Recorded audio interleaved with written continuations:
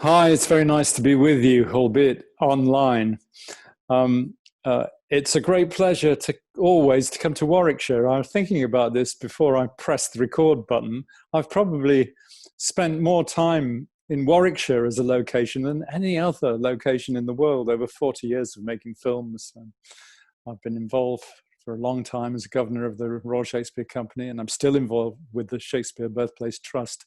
So Warwickshire has a special place in my heart, and I always get a very nice feeling when I take that train from Marylebone Station to Warwick.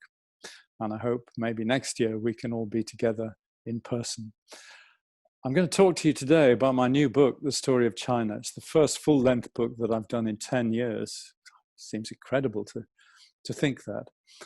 It's a book that has a very long gestation, going back to childhood, school days, interests. When I was a graduate student at university, I shared a house with a sinologist who kept passing amazing things my way. And I first visited China in the early 80s and first filmed in China in the late 80s.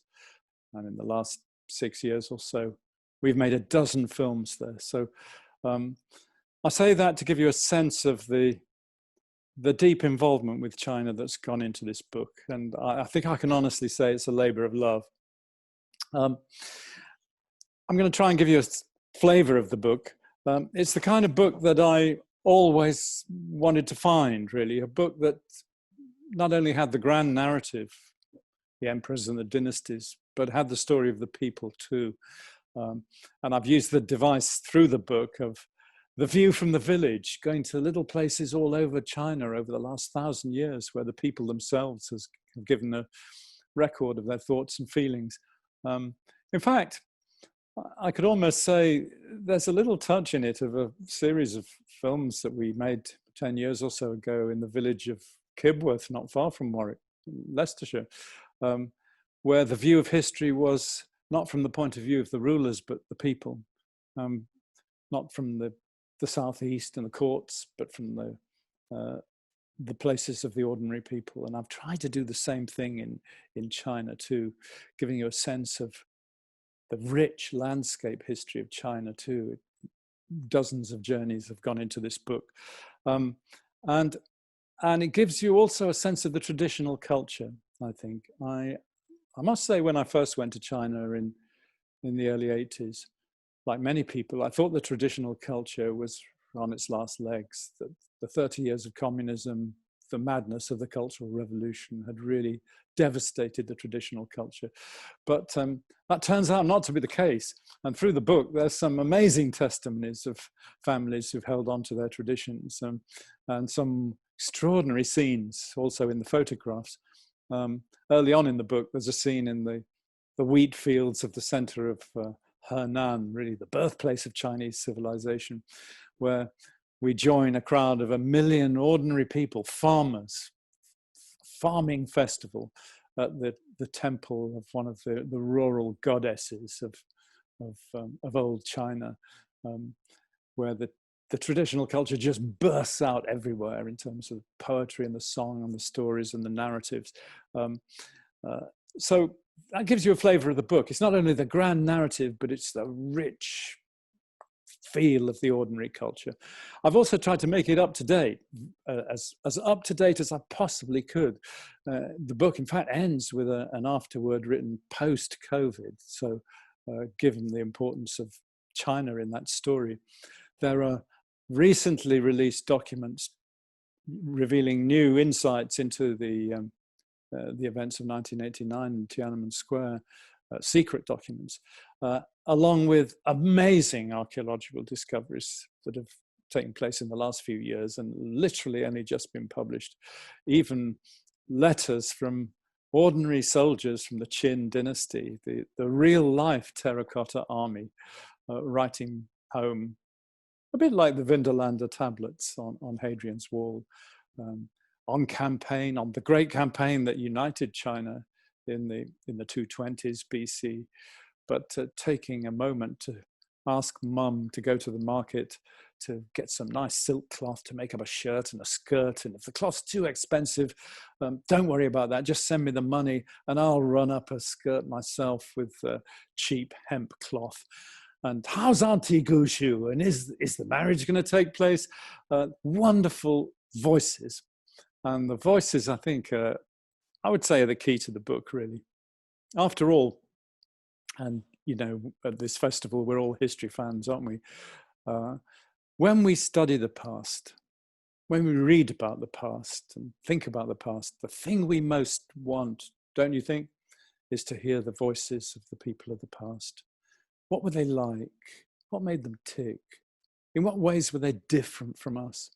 How did they respond to the often cataclysmic events that engulfed their lives? You know, that's hard enough to do for a medieval English village.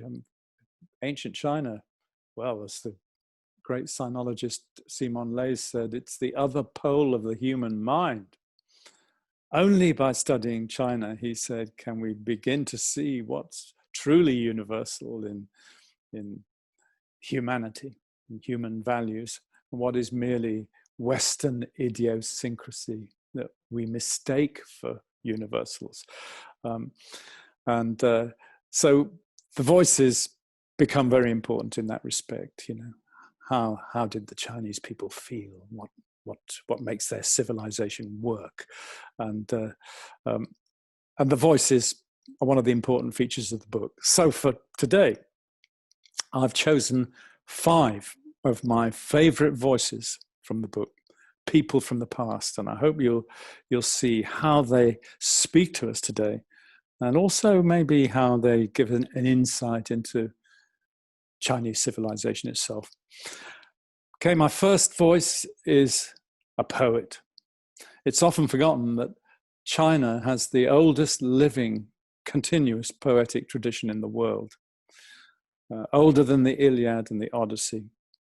The wonderful Book of Songs, for example, which is a compilation of poems about love and war and agriculture and labor, feasting, poems by men and women, goes back to the 11th century BC, long before Homer. And since then, we've had the voices of men and women in China all the way through over 3,000 years.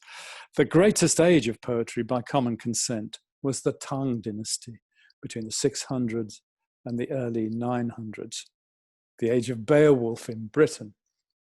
Incredible to think about, isn't it? Over 40,000 poems survive from the Tang dynasty, published in print in the centuries afterwards and up to the 18th century. And the greatest poet of the Tang, the greatest Chinese poet by common consent, is Du Fu. Some of you may have seen the film that I made in the spring about Du Fu, the first film ever made about him in the West, with readings by the great Sir Ian McKellen. Du Fu lived from 712 to 770. Great Harvard scholar, modern translator of Du Fu, Stephen Owen, said to us in the film, look, there's Shakespeare, there's Dante, and there's Du Fu. These are the poets that established the emotional vocabulary of their culture. And people felt that fairly soon after the time. Although he died in obscurity, by the 10th, 11th century, people realized, as one writer put it, since the dawn of poetry, there's been no one like him. The comparison with Shakespeare is a very interesting one, because Du Fu also was a protean talent. He wrote about friendship and family, the stuff of life, eating and drinking. But above all, he's the poet historian. He lived through cataclysmic times, as 100 years of high civilization and amazing achievement in the Tang dynasty, one of the greatest epochs in human history, came crashing down in a giant rebellion.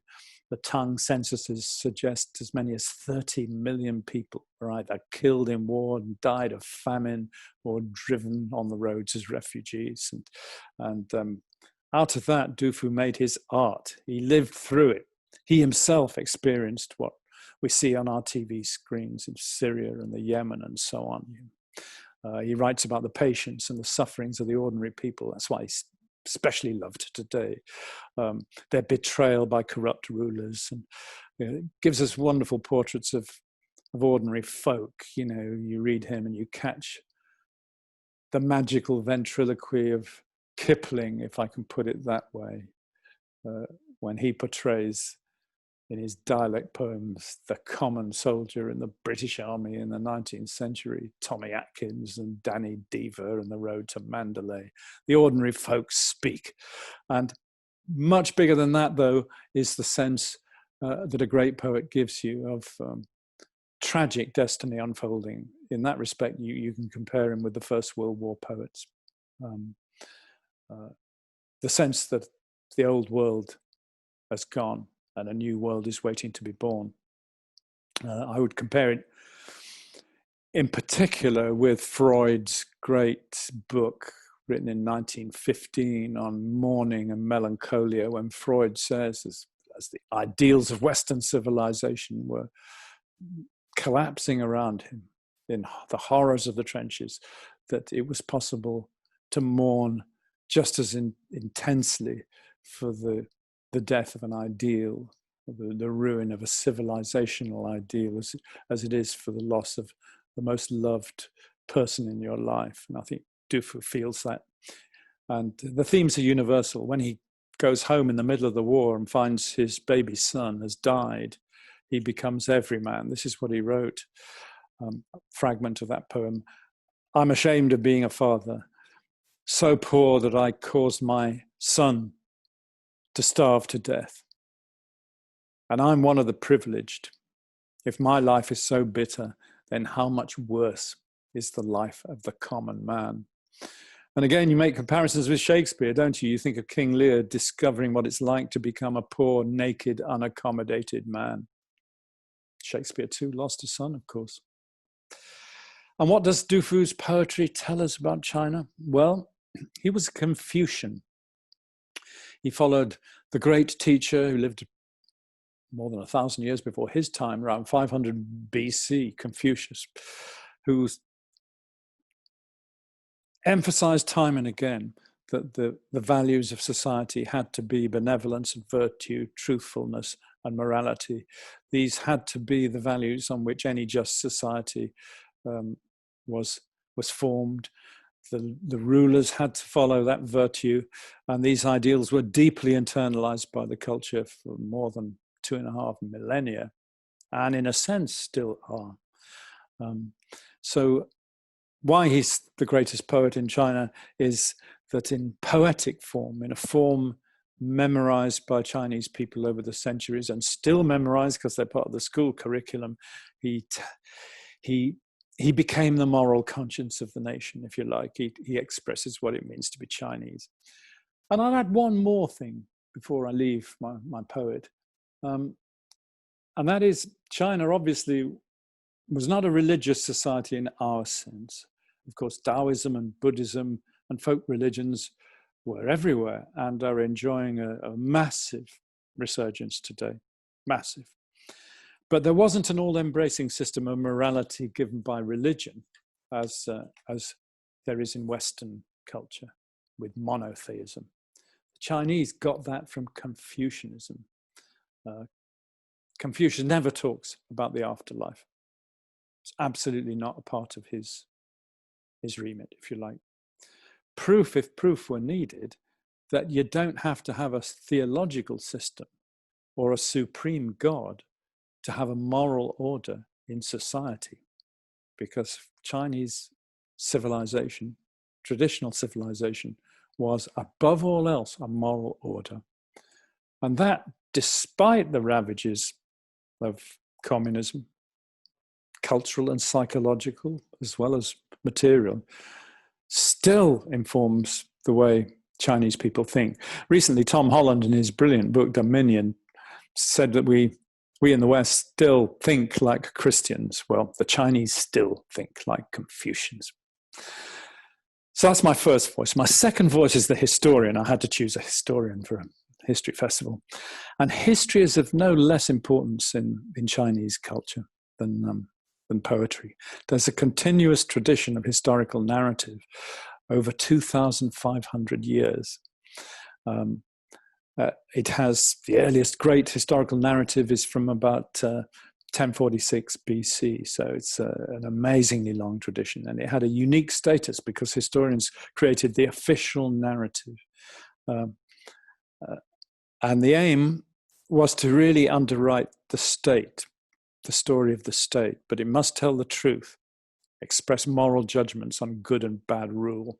Hence the tyrannical first emperor Qingzhao Huangdi, the builder of the terracotta army that guards his tomb, ordered famously the killing of the historians, burying them alive, and the burning of the history books, fearing the power of the past to discredit the present.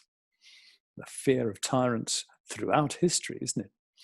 And my second voice, who's a historian, lived in the Han Dynasty, about 100 BC, a century or so after the book burning, and his name was Sima Qian. And his father had been what we would call a historian, the keeper of the imperial calendar, and he'd planned to reconstruct the lost history of China before the first emperor. But he never finished it, and on his deathbed, he made his son swear that he would complete his task.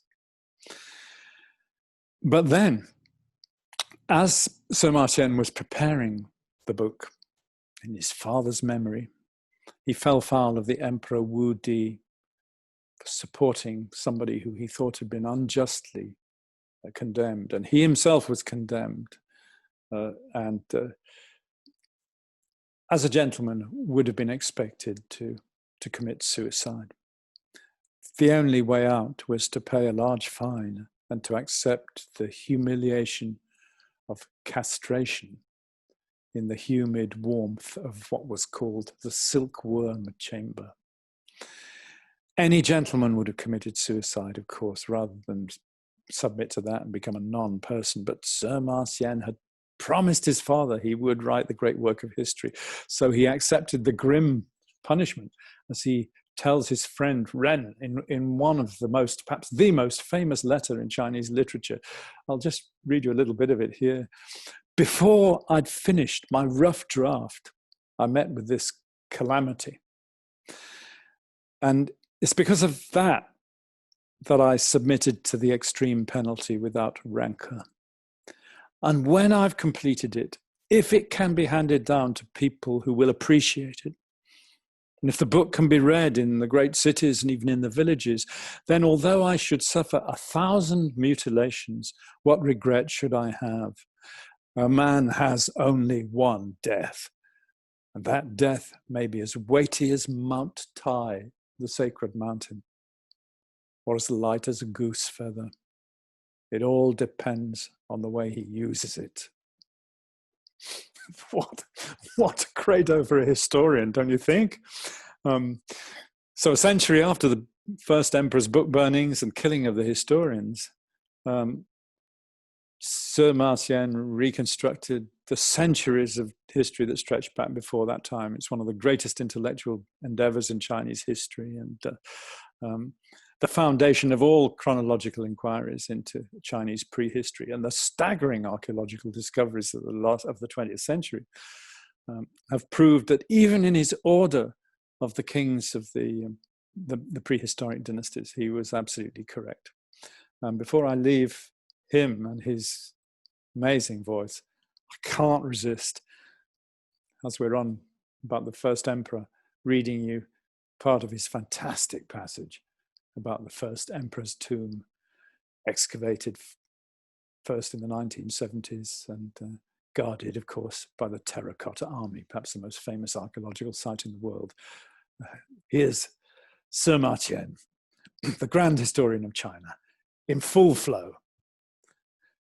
When the first emperor ascended the throne, the digging and preparation of the tomb at Mount Li began. After he unified his empire, 700,000 men were sent there from all over the country.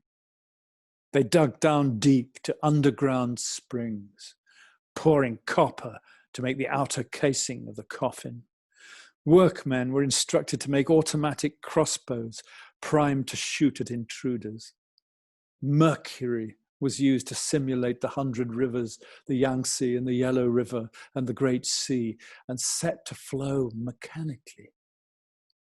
Above, heaven was depicted, and below, the geographical features of the land. Candles were made of mermaid's fat, which is calculated to burn and not extinguish for a long time. And the second emperor, his son, said, "It is inappropriate for the wives of the late emperor, who gave him no sons, to be set free." And he ordered that they should accompany his dead father. And a great many of them died.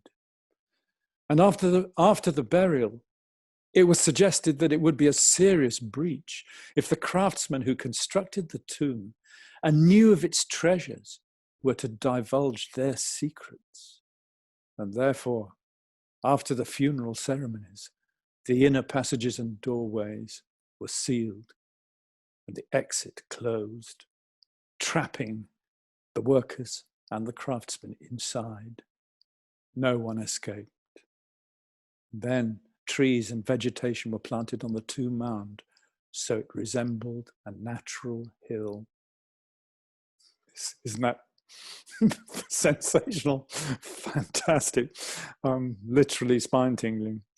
And of course, it's still there. You know, you go outside Qian and there is this giant, what appears to be a natural hill, this pyramidal, vast pyramid of earth guarded by the terracotta army. And tantalizingly, the inner tomb is still unopened. It awaits investigation. Greatest archaeological mystery in the world, surely. Okay, third, I've chosen a woman's voice, and it's autobiography this time. It's the autobiography of the poet Li Qingzhao, who lived from 1084 to 1155. So she's, she was born just before William the Conqueror died. And I've loved her since I was a student, when a friend and mentor of the San Francisco beat poets, Kenneth Rexroth, published her poems in a delightful book, The Orchid Boat, followed by a collection of her verse. Is hers the first autobiography by a woman in world literature? I don't know the answer to that, but maybe some of you out there do. And if you do, please let me know. I'd be very interested to know. Now, Li Qingzhao lived in a fantastically sophisticated culture, the Song dynasty, maybe the most advanced society so far on earth. And with the invention of printing, there was a vast expansion of publishing encyclopedias, science, botany, astronomy, cookbooks, even health and lifestyle manuals. There's even a book called How Old People Can Live Happy, Healthy Lives in Old Age, with tips on diet, exercise, and psychology. And it's still in print. And Li Qingzhao worked in that environment, if you like, as a writer. And she worked in a tradition that had encouraged women to write poetry and to talk about their inner feelings. Although some men thought they should keep it to themselves and not appear in print. But that was not Li Qingzhao's view of the world. In her autobiography, she not only criticizes the rulers and the people in power, she interrogates her own disillusion with her own first marriage, which began as a love match, students at the university in Kaifeng, but ended bitterly when she was rejected because she didn't give birth to a son, and her husband took concubines. And then after her husband died during the Great War of 1127, when the Song was submerged in violence, she hastily remarried at a point in her life when she was suffering from very bad health. And she bitterly describes this abusive second marriage with the self-awareness of a woman of extraordinary intelligence and sensitivity. I realized I'd married a shyster of a man, and within 100 days, the whole thing broke down. And she was bold enough and self-confident enough to actually take him to court for his abuses and his lies and get a divorce. Well, it was incredibly shocking, of course, in patriarchal Chinese society. But we can't leave her without mentioning her political poetry, again, the first by a woman in literature, and still maybe the greatest. She lived through the tragic fall of the Northern Song dynasty, betrayed as she saw it by the complacent government of men. And here she is, translated by Kenneth Rexroth to the men. You should have been more cautious, better educated by the past. The ancient bamboo books of history were there for you to study, but you didn't see. Times change. Power passes. It is the pity of the world. And the hearts of the vicious were deep chasms of evil. to which you can only say, wow, don't you think? So I hope you see with these voices how weaving in the stories of the individual lives of these wonderful people with their wonderful intuitions gives you an insight into the times. They're so enmeshed in the great events of their times. And that brings me to my fourth voice, who's an emperor. Now, of course, the emperors are very famous in China, aren't they? And great rulers did indeed shape Chinese history. The greatest was Kangxi of the Qing dynasty, who ruled, well, he lived from 1654 to 1722. And his 61-year reign is the longest in Chinese history for an emperor. And it was an amazing time. Kangxi was a Manchu. The Manchus had conquered China in 1645, and they were outsiders from the north. But in order to justify their rule, they tried to be more Chinese than the Chinese. And Chinese culture itself went through an amazing period of creative reinterpretation, codification, gathering of the great material of the past, encyclopedias and great collections of poetry and so on, all of them commissioned by Manchu emperors. It was also a time of huge expansion politically. This was the time when China expanded to include Mongolia, Xinjiang, and the protectorate of Tibet. So it's when the present shape of China through the 18th century began to take place. And Kangxi was the root of that. And for me, his autobiographical writings are among the very greatest autobiographies by any ruler in history. You may have your own particular favorites here. Me, I'd put Kangxi's alongside Babur's autobiography, the first Mughal ruler of India. These give you greater insight into what it was really like to be a ruler of a great empire than anything I've ever read. And Kangxi's laments on his disillusioned old age are very, very powerful, as are his late night reflections on rulership, burning the midnight oil on his duties, which he took very, very seriously, and so on.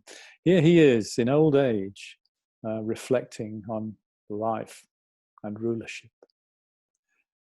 Before I die, I'm letting you know my sincerest feelings. The rulers of the past all took reverence for heaven's laws and reverence for the ancestors as the fundamental way to govern the country. To be sincere in reverence for heaven and for the ancestors entails the following. You must be kind to men from afar and keep the able ones near to you. Nourish the people. Think of the profit of all as being the real profit, and the mind of the whole country as being the real mind. Be considerate to officials and act as a father to the people. Protect the state before danger appears, and govern well before there is any disturbance. Always be diligent and always be careful, and maintain a balance between principle and expedience so that long-range plans can be made for the country. That's all there is to it. Well, I don't know about you, but as things stand in autumn 2020, I could look at several countries whose governments could do with that kind of advice, don't you think? So I hope you can see the book is full of these vivid portraits of men and women who made China. There's many more of them I could have chosen. The eccentric traveler Xu Xiaoke in the 1620s, who's almost like a precursor of romantic natural scientists in the 18th century. The novelist Qiu Jin, the author of The Dream of the Red Chamber. The Chinese chronicler of the Opium War, Wei Yuan. It's always interesting, isn't it, to read about events from the other side. All of these people play a great part in the events of their time, and their stories are not really known at all in the West. And then the new discoveries that I've mentioned, letters from the Qin army, Silk Road letters from the Han dynasty that have just been published, plain tales from the Gobi that would really do credit to the pen of Kipling. But my last example takes us to the revolutionary epoch of the late 19th century, which launched the great Chinese Revolution of the 20th century, on which I'm tempted to say the dust has not yet settled. And it takes us to politics. Politics are at the very heart of Chinese civilization. It sounds obvious, but I'm sometimes tempted to say that where the bent of Indian civilization has been spiritual and metaphysical, China's is political. Even its great archaic myths, unlike the Greek myths, for example, are political. The state is at the heart of them.